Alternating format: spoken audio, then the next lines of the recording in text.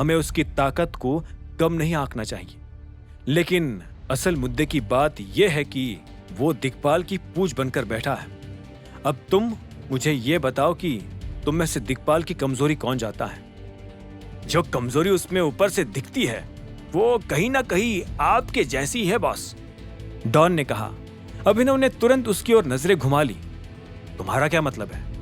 Don हल्का सा घबरा गया और उसने अपनी सफाई देते हुए कहा, मेरा मतलब जैसे आप अपनी आइडेंटिटी, अपनी पहचान दुनिया के सामने नहीं ला रहे हो, वैसे ही दिक्पाल भी अपने बेटे की आइडेंटिटी छिपाए बैठा है।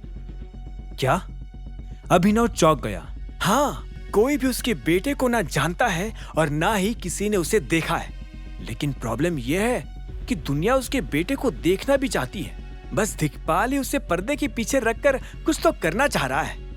वो जासूस भी हो सकता है जिसे आप ढूंढ रहे हो बॉस, रंजन ने जल्दी से कहा, जिसे सुनकर अभिनव एक पल के लिए सोच में पड़ गया और उसने कहा, और वो ढूंढ भी मुझे ही रहा है। शायद इसीलिए दिक्पाल अरबाज की खबर के लिए इतना उत्सुक है। आप लक्ष्य के बारे में क्या करने वाले हो? डॉन ने पूछा। अभिनव ने उसके सवाल को अनसुना करके उससे उल्टा अपना सवाल किया। मुझे दिक्पाल के बारे में और इंफॉर्मेशन चाहिए। किस तरह का आदमी है वो, क्या करता है, क्या नहीं करता है, एवरीथिंग। पर बॉस, इस इंफॉर्मेशन से हम क्या करेंगे? एक क्रिमिनल का बेटा अपने बाप की ही परछाई होता है डॉन, अभिनव धीरे से मुस्कुराया। हम दिक्पाल की इस कमजोरी का पता लगाएंगे और उसका उसके ही खिलाफ इस्तेमाल करेंगे। सॉरी बॉस, पर मुझे ऐसा क्यों लग रहा है कि ये थोड़ा इम्पॉसिबल है। मुझे गलत मत समझना, लेकिन हम आपको टाइगर के रूप में नहीं पहचान पाए तो दिक्पाल का बेटा तो बहुत दूर की बात है, डॉन ने हैरान होते हुए कहा। उसे मन ही मन थोड़ा डर भी लग रहा था। हाँ बॉस, डॉन सही कह रहा है। दिक्पाल के बेटे का पता लगाने का कोई तरीका ही नहीं है। इनफैक्ट हमें तो ये भी नहीं पता कि वो दिखता कैसे है। रंजन ने भी अपनी बात रखी। अभिनव उन दोनों को देखकर हल्का सा मुस्कुराया। किसने कहा कि मैं पता लगाने वाला हूँ? डॉन चौंक कर देखता रह गया। लेकिन आपने अभी तो कहा बॉस। डॉन, तुम्हें इस तरह देखकर तो कभी कभी लगता है कि तुम्हारा नाम डॉन नहीं, छोटा डॉन होना चाहिए था। खैर, मेरा मतलब ऐसा नहीं था। मैं ये बोल रहा हूं कि हम दिक्पाल के बेटे को खुद ही सामने लाएंगे। डॉन पलक झपकाए हुए कंफ्यूजन में था। दिक्पाल के बेटे को खुद ही सामने लाएंगे? पर कैसे? जब रंजन को लगा कि मैं अरबाज के साथ मुसीबत में पड़ रहा हूं तो उसने मेरी आइडेंटिटी एक्सपोज कर दी थी।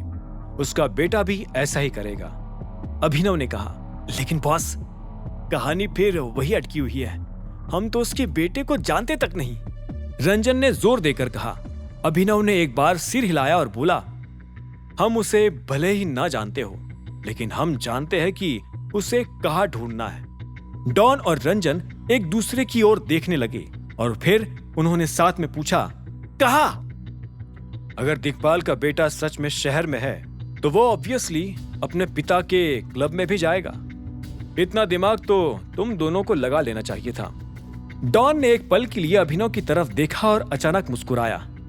अगर वो सच में अपने बाप की तरह है तो वो क्लब जाना तो बंद नहीं कर पाएगा, लेकिन उसके बाद भी हम उसे पकड़ेंगे कैसे बॉस? क्लब में तो बहुत सारे लोग आते हैं। वो तो ये बोल सकता है कि वो दिक्पाल का बेटा नहीं, सिर्फ एक कस्टमर है। अभिनव ने सिर हिलाया। अगर हम वहां टिके रह सकते हैं तो हमें कभी ना कभी तो पता चल जाएगा कि दिक्पाल का बेटा कौन है। इसीलिए मैं दिक्पाल के बारे में पूछ रहा था। अब बस ये उम्मीद करो कि वो अपने बाप जैसा ही हो। यही हमारा लास्ट ऑप्शन है। वैसे प्लान अच्छा है बॉस, थोड़ा टाइम लगेगा, लेकिन हम उसको ढूंढ लेंगे, रंजन ने सिर हिलाते हुए कहा। उसकी बात में डॉन ने भी आखिरकार सिर हिलाकर हामी भर ही दी। इसी वक्त अभिनव ने फिर से कहा, ठीक है, इस प्लान पर काम शुरू कर देते हैं। हालांकि उससे पहले हमें फिलहाल अरबाज का वो बेसमेंट देखना पड़ेगा। डॉन और रंजन की आंखें बड़ी हो गई। उन्हें लगा नहीं था कि अभिनव आज ही अरबाज के बेसमेंट में घुसने वाला था। क्या अभिनव अरबाज के बेसमेंट में जाकर टिक पाएगा? आखिर दिक्पाल अपने बेटे की आइडेंटिटी क्यों छुपा रहा था? क्या अरबाज अभिनव के खिलाफ चल रहे प्लान में कामयाब हो पाएगा या फिर वो फिर से अभिनव के सामने झुक जाएगा? क्या होंगे इन सभी सवालों के जवाब? जानने के लिए सुनते रहिए आगे की कहानी जानने के लिए देखें अगला एपिसोड सिर्फ पॉकेट एफएम के यूट्यूब चैनल पर, और द रिटर्न ऑफ टाइगर के सारे एपिसोड्स को सुनने के लिए डिस्क्रिप्शन में दी लिंक से डाउनलोड करें पॉकेट एफएम ऐप।